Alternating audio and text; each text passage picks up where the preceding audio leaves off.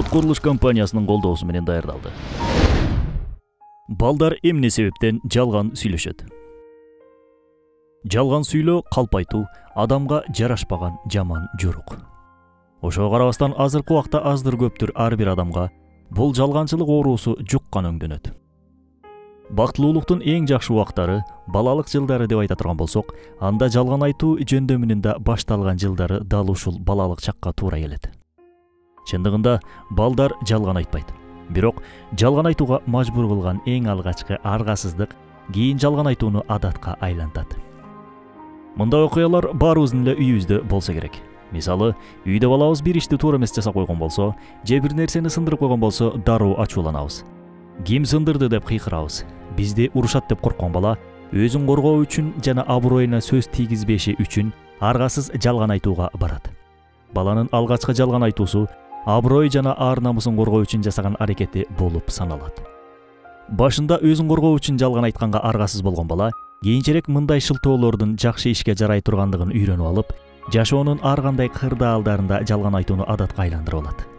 Ошондуктан ата-эне бала туура эмес иш жасап, же болбосо бир нерсени сындырып койгондо урушпай, туура эмес кылган ишин сылыктык менен айтып жеткирүү керек.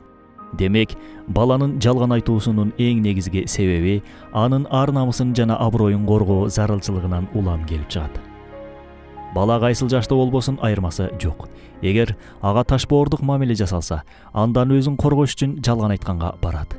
Өкүнүчтүүсү көпчүлүк ата-энелер "Уулум, кызым, жалган айтпа" деп айтканы менен тилекке каршы ошол асыл сапатты балдарынын көз алдында өздөрү көрсөтө алышпай жаңылышат.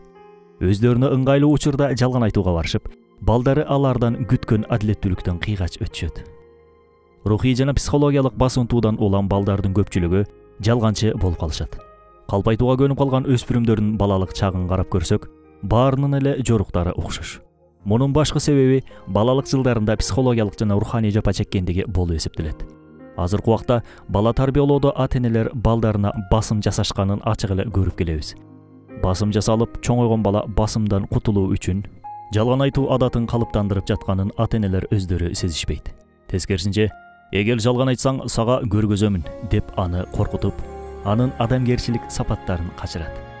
Мындай жагдайга туш болгон бала бир жагынан басымдуудан корксо, экинчи жактан мындан кутулуу үчүн жалган айтууга аргасыз болушат. Ошентип, эки тараптуу жапа чегүүгө кабылышат. Ырас, балдар жөндөн-жөн жалган айтпайт. Анын жалган айтуусуна кайсы бир нерсе себеп болот.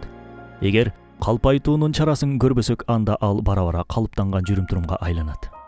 Башкача айтканда, кадыресе көрүнүшкө айланып калат. Албетте, балага эң көп таасир берген ата-эне.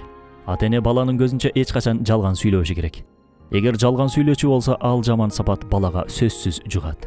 Андан ары балага залакасы тиет. Чоңойгондо балким ата-энесине чоң көйгөй жаратышы мүмкүн.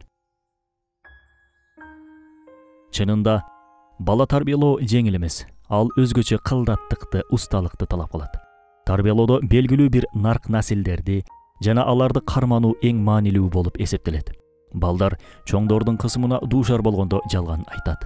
Ошол эле кезде ал нерсе улана берсе кадимки жүрүм-турумга айланат деп айттык. Бирок балдардын жан дүйнөсүндө жалганчылыкка жатпаган кээ бир кылык жоруктары болот. Бул туурасында да ата-энелер кенен билип алган оң. Бул жагынан алып караганда 6 жашка чейинки балдардын чындыктан сырткаркы айткан кээ бир сөздөрүн жалган деп айта албайбыз. Анткени 6 жаштан кичинекей балдар кыял дүйнөсү менен чыныгы жашоону толук ажырата албагандыктан, кыялында ойлоп тапкандарын чындык деп кабыл алып, аны айлана чөрөсүндөгүлөргө айта башташат. Мындай учурда ата-энелер ызы-чуу чыгарбашы керек. Себеби балдардын ушул жаштагы сөздөрү биздин түшүнүгүбүзгө караганда жалган эмес. Мисалы, 3 жаштагы бала кээде кыялында мектепке барат. Мектепте мугалим менен сүйлөшөт. Ал эле эмес, мугалим ага калемди белекке берет. Бала муну мага мугалим берди деп өзүнүн эжекесинин сумкасынан уруксатсыз алып колдонушу мүмкүн. Эжеси балага "Ал менин калемим, аны бер" деп айтпашы керек. Эмнеге? Себеби бул калемди мага мугалим белек кылды деп өзүн коргошу мүмкүн. Мындай учурда ата-эне эч качан "Сен калпты айтпа. Берип койгун эжейиңдин калемин. Сен мектепте окуй элексиң" деп баланы капылантпашы керек. Анын кыялындагы ойлорун жокко чыгарбашы керек. А эгер балдарда 6-7 жаштан кийин калп айтуу адаты көбөйүп баратса, анда Ата эне алгач өздөрүнө, анан баласынын чөйрөсүнө жана баланын өзүнө көңүл буруп карашы керек. Бала калп сүйлөп жатса, демек аны сөзсүз бир жерден үйрөнүп жаткан болот. Балким сыналгыдагы берүүлөрдөн үйрөнүп аткандыр. Кээде мектепте чогуу окуган классташы же ата энесинин өзү же болбосо үйдөн чыккан пайдасыз чырт чатак таасир бериши мүмкүн. Кандай себеп менен болсо да бала 6-7 жаш курагынан өткөндө деле калп айта берсе, биз аны жүрүм-турумдун кемчилиги деп айтабыз. Ата эне мындайда сөзсүз чара колдонушу зарыл. Калп айткан балага эч качан калп айтпа, калп айтсаң катуу чара көрөмүн деп айтуу туура эмес. Себеби бала коркконунан калп айтат. Калп айтып олтуруп кийин андан арыла албай калат. Бара-бара бала өзүн туура жалганчы сезип, калпчылык менен баштаган жүрүм-турумдагы бул кемчилигин адамгерчилик сапат катары кабыл ала баштайт.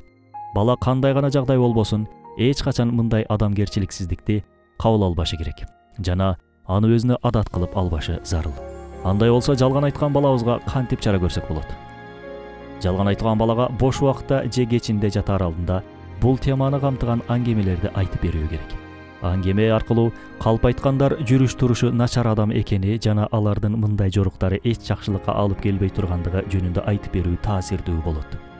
Бала жалган айтуунун канчалык жаман адат экенин аңгемелерден үйрөнгөнү жакшы. Бул жерде айрыкча көңүл бурчу нерсе бала менен аңгемедеги каарманды салыштырган окуядан алыс болуу абзел.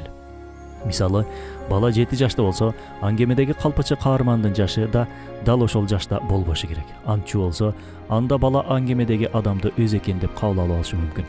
Ошондуктан ата эне икая аңгеме айтып берип жатканда ушулардан этият болгондугу дурус.